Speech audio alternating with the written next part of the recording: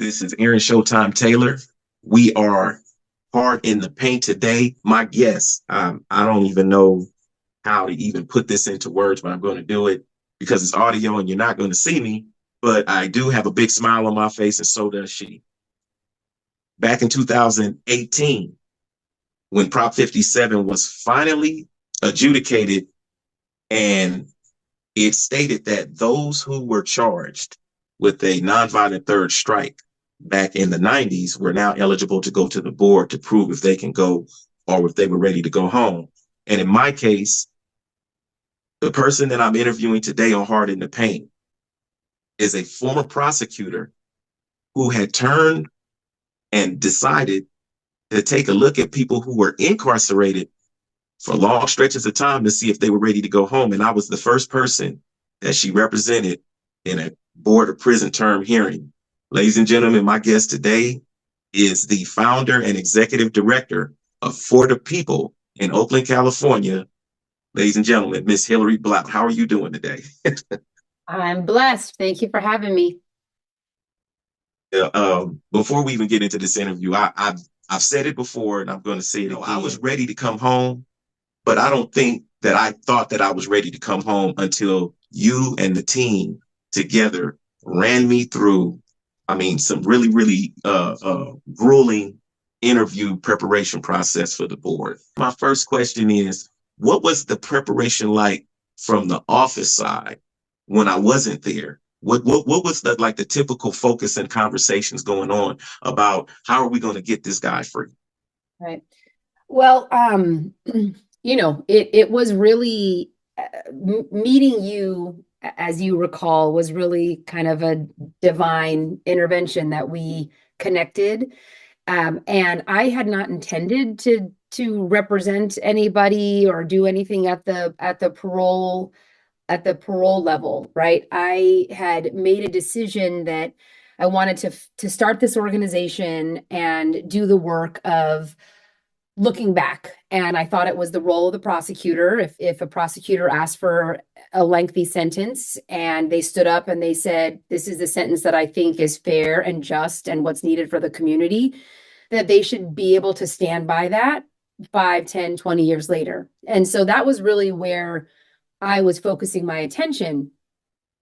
But what I didn't know, and I knew that I needed to better understand, is what the process was like for people who were inside. What were the programs that they were taking? How did the rules violations work? What were some of the politics that were going on? Because I knew that I needed to understand all of those things in telling somebody's story, right? Because as prosecutors, especially those that show up at the parole hearings, we're Mm-hmm. trained to look at the facts of the case, kind of skim through what the person's been doing since they've been incarcerated, but really we're there to make the argument that the person should stay in and the sentence should remain. It wasn't really an education around trying to look for the context around why certain violations were happening, or if there was a cell phone use, yes, it's a violation, but was this a phone call to call somebody's ailing family member, or was Mm-hmm. there some context? So it was somebody came to me and said there's somebody in prison, he has some questions and he's looking for somebody to support him in his case. And I also didn't know then how little the parole attorneys get paid. So they are underpaid and they are overworked. And in that dynamic, there's so many people like yourself who have an incredible story, who've done incredible amounts of work. But if you don't have a parole attorney that has the space or time to really comb through all the pages of rehabilitation or be able to write letters back and forth as we did, Mm-hmm. you really can't get the whole picture. And if you don't have the whole picture, it's really hard to represent somebody at a parole hearing. So So I went to a good friend at the time, Keith Watley from Uncommon Law, and he Shout out to Keith Watley from Uncommon Law. Definitely doing good work in the parole board hearings and all of that. exactly. So he was the guy. He was the expert in the state of California in Mm-hmm. in how to work with incarcerated people, how to work with the client, because as you know, at a parole hearing, you're the one doing all the talking, right? I can come in at the end and I can summarize, but you're on your own. In a Yeah. court of, right? In a court of law, if I have a client and I'm putting a client on the stand, I can object. I can say that was asked and answered. I can say, you're badgering the witness. I could say all kinds of things to ensure that you during that questioning are protected, right? But in a Mm-hmm. parole hearing, I don't get to say anything. You got to fend for yourself. And they can ask you the same question. They could take your words and turn them around. They can do all of that. And so the Let me pause you for a second right there because that's really, really valuable information, specifically for the listening audience, right? If you have someone who is incarcerated right now and they're going to the parole board, the what we're talking about right now, myself from the position of an individual who was incarcerated, who was looking to come home, and preparing myself from the for the board, and Hillary Blout, who is a former prosecutor now about to represent me, and the preparation side, you're getting it from both. You're getting it from both ends right now. You're getting it from both ends. This is valuable information. So please pay attention. If you have to pull this show back up again and listen to it again, please pay attention. right. So the it's so important to be able to have time with somebody who is getting ready for their board hearing to help them prepare them right for Mm-hmm. answering questions and not getting rattled. There's so many horror stories about the commissioners that will, jump all over somebody. And it's not just you and one commissioner. Mm-hmm. As you remember, it's you with sometimes three or four commissioners all asking you Right. questions.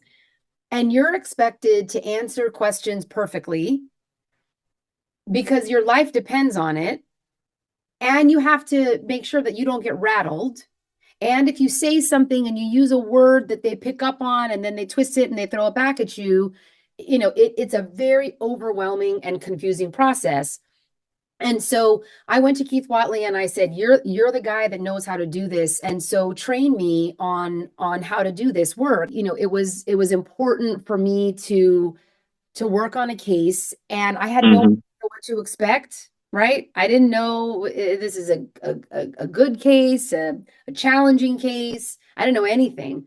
And you really were the sort of case study on somebody that had completely rehabilitated, that had so much evidence, if you will, about Mm-hmm. your rehabilitation, and your redemption story and your redemption journey was so compelling, that we still had to do some work, but really we were just there to help to tell your story and to make sure that you felt empowered, that you had done all of the work, that you had made all of the changes, and that you didn't need to be there anymore, and that you had plans for yourself when you came home, and that you were not going to be a threat to public safety. So that was my job, was just to empower you so that you knew that, so that when you went into board, you could say all that emphatically. And and that's what you did. Can you name each member of the team? Let's take a moment to give these sisters their flowers. Right. In at that time, we were just starting as an organization, right? We were just out there trying to fundraise. I, at the time, was able to hire one person and Mm-hmm. had a couple volunteers. And so the first person was Lizzie Lockwood, who was our very first Mm-hmm. top attorney, and she's still here with us today. And the other person was Amina Foster. Mm-hmm. Amina started with us, and she was just graduated from college, came here, worked with us, and then she ended up going off to Howard University and got her law degree, and now she works at the Mm-hmm. AG's office. So that was a really, Mm, the other was Liz Sanchez. She yes. supported us. She's at Lions for Safety and Justice, and she was working on um, getting her credits so that she could apply to take the bar exam in the state of California. And then the Hmm. last person was Kari, and Yeah. Kari Malki. Kari at the time was a graduate student at Berkeley, and she's actually the one that developed for us the model, the template for resentencing planning. She developed the model for us, and we have continued to use that to this day. So that was the dream team. Prosecutor, you worked in the office under our current VP, our current leading presidential candidate, Kamala Harris. And there's a lot of misperceptions. Even I had misperceptions and I, to be fully transparent, right? I didn't actually really start supporting Kamala Harris until about 7 months ago, based on actions that I thought I knew about as her as Attorney General of California. After I educated myself and went back and looked at it, I said, wait a minute, okay, I can't be mad at somebody for doing their job because I did something for them to do their job. That's granted. And so when I look at the current political state, I'm looking at a lot of misinformation. And so I had to go in and educate myself. So if you don't mind, are there one or two policies or legislative changes or anything in legislation when it comes to sentencing restructure or criminal justice reform? Just one or two things that you can mention right now that you know of or help to work on with Kamala Harris here in California to help in mass incarceration. Yeah, I never intended to be a prosecutor. I think I thought the way that you just said that just sort of viewed prosecutors as the wrong side of justice and that they were Right. really more the enemy. And I really felt that I was better situated, given where I grew up and who I ran around with, to be a defense attorney, right? But when I met Kamala, she was taking the approach that the system has to change. Mm-hmm. She had perspectives on what was wrong with it. And she decided that instead of complaining about it or criticizing it, that she should try to be the change that she wanted to see.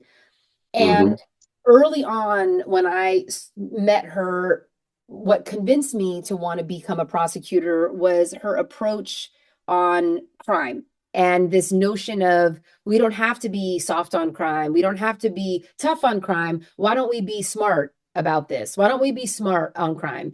And talked about there are drivers that lead people into the justice system. Why aren't we trying to address those, the root cause, before people even come into the justice system?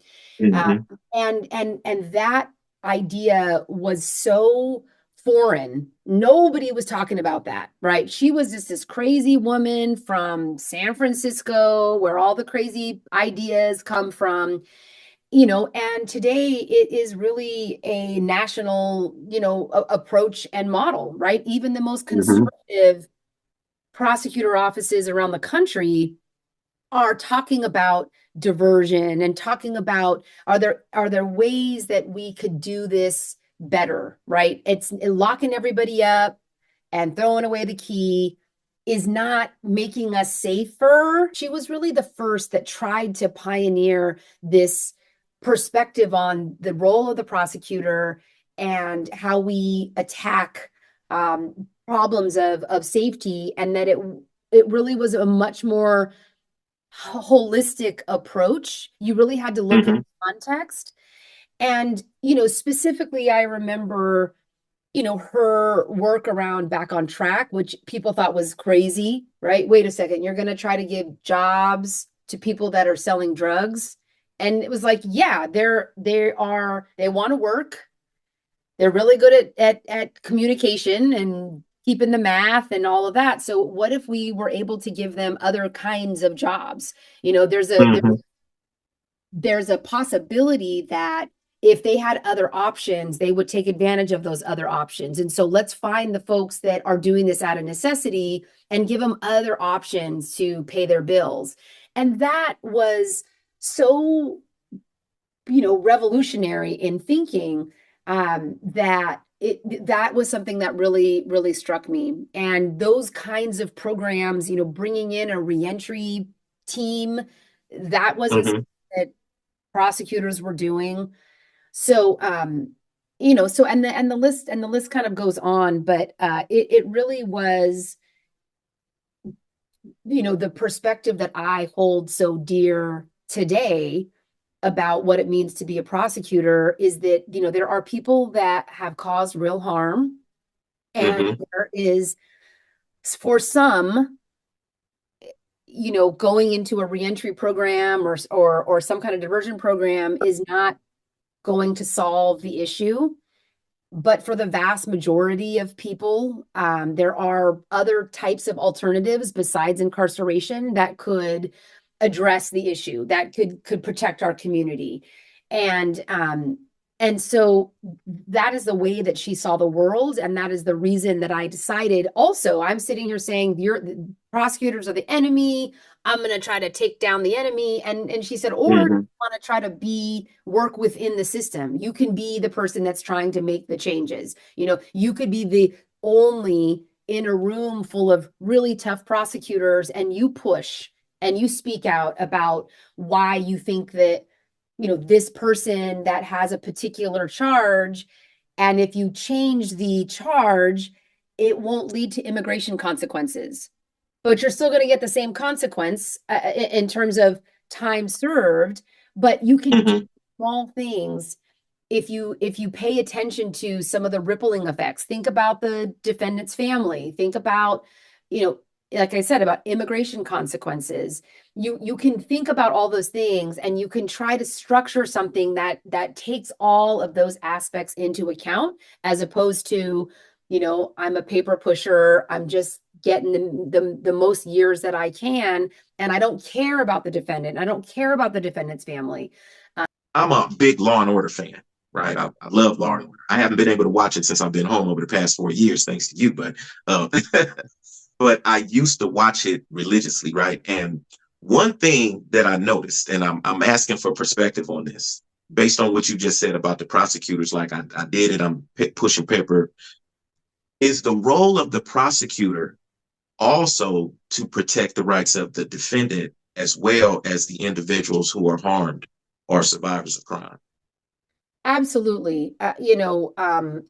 It's why when we stand up in court, we say that we represent the people. It's Mhm. it's why I named the organization what I did, because we have the challenge of thinking about the victim, thinking about the broader community, and also thinking about the defendant's rights. I mean, we actually take an oath to uphold and protect the constitutional rights of the defendant. So, in a Mhm. case, which I've experienced before, if I have a cop who has lied, or I'm in a hallway talking and I can see that somebody was sharing notes and that wasn't actually the person that wrote the report, I got to go Mhm. in and I got to dismiss that case. So that's absolutely the job. And we're not plaintiff's attorneys either, right? We don't represent the victim either. So there's lots of instances where the victims come in and they want their pound of flesh, and it's just not warranted or appropriate, and we have to have that conversation with victims as well, that this is not the sentence that the office is going to seek. This is not what public safety requires. And so Mhm. victim would be upset as well. So we have to navigate a lot of different interests, and audiences, all the time. I remember when I was on the Kelly Clarkson show, and she asked me a question about, meeting Steph Curry, and I told her that, the night before I got on the plane, I put a lot of people in my heart, and one group of people that I put in my heart were the victims and survivors of crime. And I guess this is more to your point on why you started the work that you got into.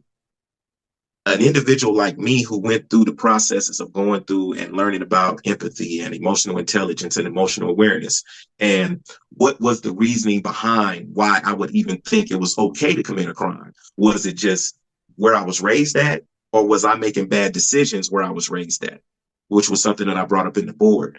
And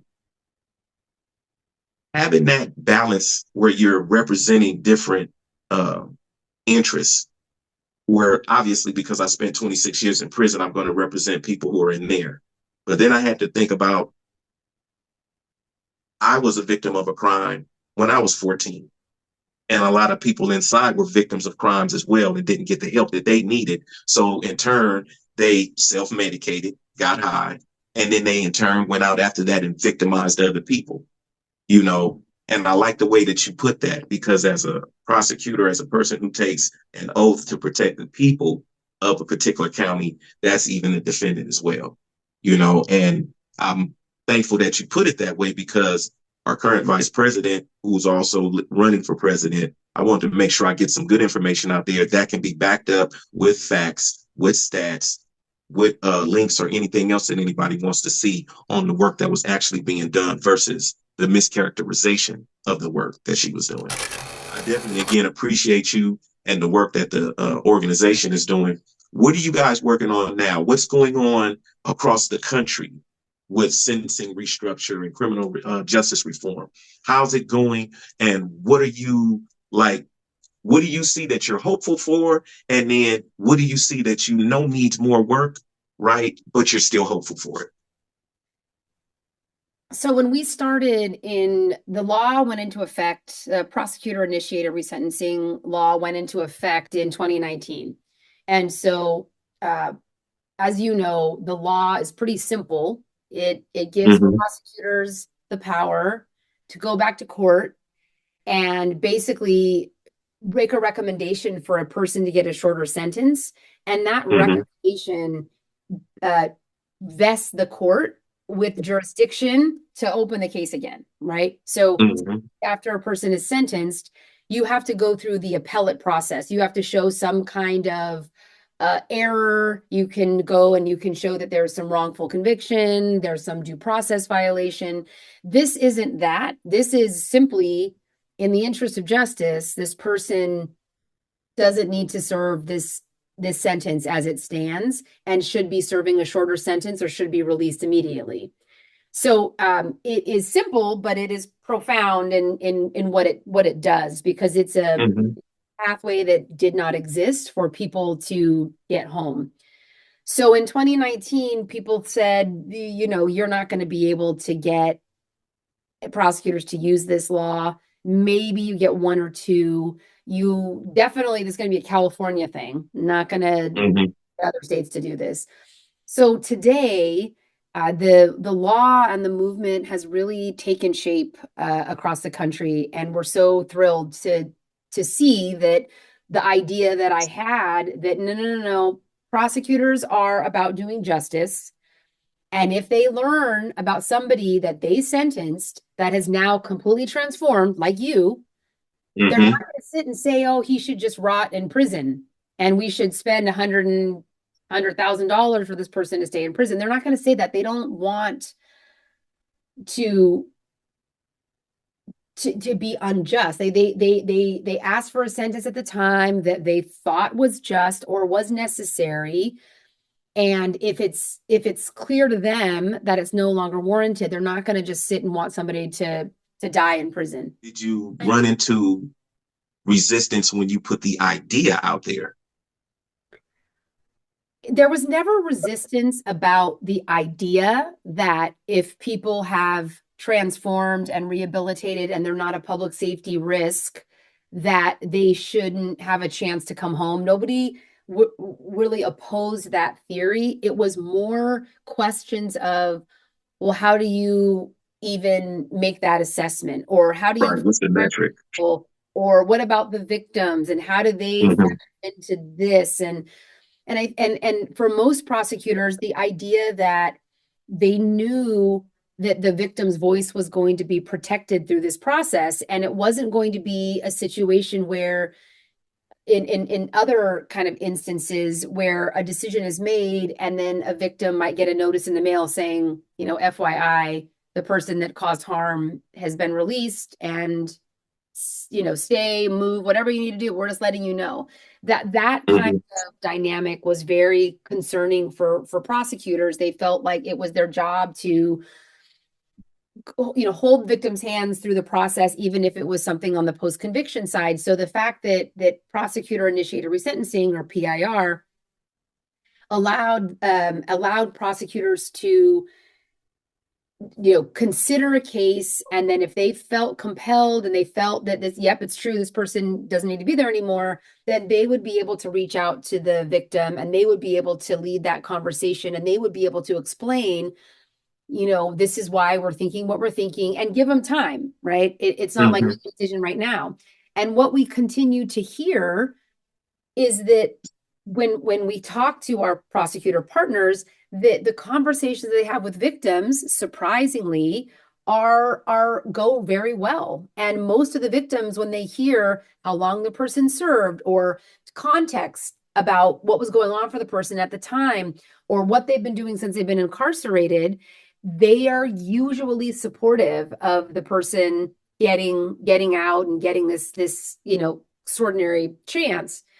So while all that was happening across California, so mostly people, how does this work? How are the assessments made? What about victims? Once people understood what I've explained, more and more elected DAs across California started to sort of lean in and say, okay, well, let's try with a couple cases. Or I have somebody that reached out, would you take a look at this case?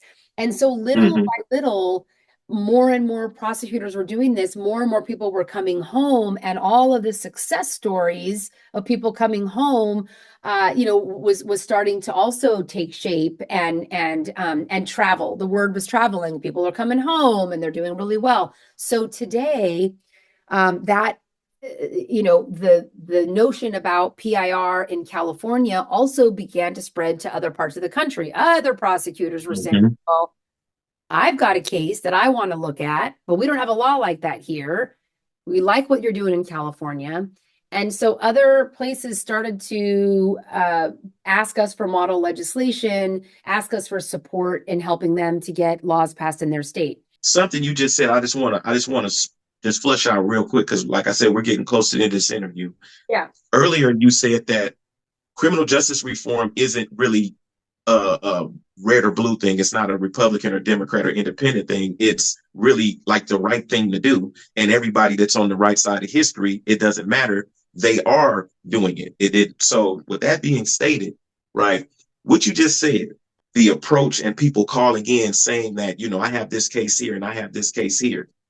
I'm curious to know, did you notice whether they were Republican districts or Democratic districts or independent districts when these calls are coming in? Are there just people calling in, DAs calling in from the heart saying, look, I got a case and I think this case is good. And it didn't matter what their political affiliation was. It's really been a mix. So, and I think that the variety of interest across the political spectrum, kind of makes the case that we've been making, that this is not something that just progressive prosecutors do, or just, conservative hates it, hate this, that really it's kind of rises above all of that, Mm-hmm. and just becomes, what is the role of the prosecutor? What does justice mean? What does it mean to be noble and do the right thing and have courage? And so it really has risen above the politics. And so we work with prosecutors that are from Republican counties, from progressive counties, independents. We work with prosecutors that just started the job. We work with prosecutors who are career prosecutors. They've been there for 20, 30 years. And so it really runs the kind of spectrum on that. But but across the country now, the law has been enacted in 5 states. And so Mm-hmm. Washington State, Oregon, Illinois, and then most recently Minnesota. It's been introduced in several states across the country, in Florida, in Texas, in Maryland, in Utah. And so just to give you a flavor for where the law has been enacted, and then also just kind of where the interest has been in other places. Hmm. In Red, blue, and purple. red, blue, and purple. And right. And so, and in addition to the states that have the law passed, there are other places, North Carolina, Colorado, Georgia, that are relying on a narrower law, but because there's an interest from the prosecutor to get the cases back to court, they're still championing the cause, right? They're still Hmm. identifying folks, using a law that they can, and trying to get cases back to court, and want to have a law like PIR so that they could be able to move more cases forward. So, and again, as I mentioned in 2019 when we began, and no one's going to do this, you're not going to really be able to get any traction. About 1,200 people have been resentenced across the country. And that's not nothing. These are lives. These are human beings Yeah, that yeah, for real. many of them didn't think they were coming home, right? Serving a life sentence, decided to make changes inside because it didn't feel good to make bad choices anymore. They started to feel this feeling of purpose when they just started, helping others, or they were OG and they started to mentor young people, and they started to make all these transformations without even thinking that they were ever coming home, right? So That's when the you law you you passes, just you literally just described my life from 2005 to 2017, 18. right, I didn't even know if I was going to come home or not, but it just didn't feel good being the way I was, the person that brought me to prison. It just didn't feel good. And right, even as I was evolving through being a religious person and, educate myself, it's still a lot of that still didn't feel good, right, until I started doing for others. When I started those leagues and I started to see how other people were reacting, that's when I started to feel better about myself and felt like I was giving back, even though I didn't even know I was coming home. right. And then, like for you, you started doing all the work. You started, your rehabilitation journey just took off, and then boom, there was a law that passed, and then you had a parole date. So, we always, it's I understand, from talking to folks, that it's challenging to do the right thing and not give up because they're, staring down the barrel of a life sentence and they think they're going to die in prison. But for those that are able to make that change and start to, complete classes or start programs or be a mentor, there's so many advocates out across the country that are working on changing laws. And so we just need folks to get ready, right? Because there will be Mm-hmm. a law that's passed eventually that will apply to them.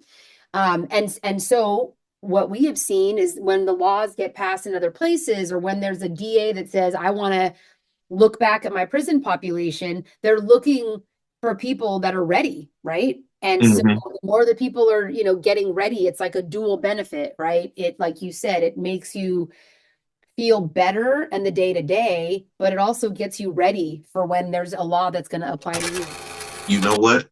And I think we're going to close the interview out on that note because I don't think we can end off on a more positive note coming from the founder and director of For the People, Miss Hillary Blout. Look, tell us where we can find you at on online, your social media sites. What's going on?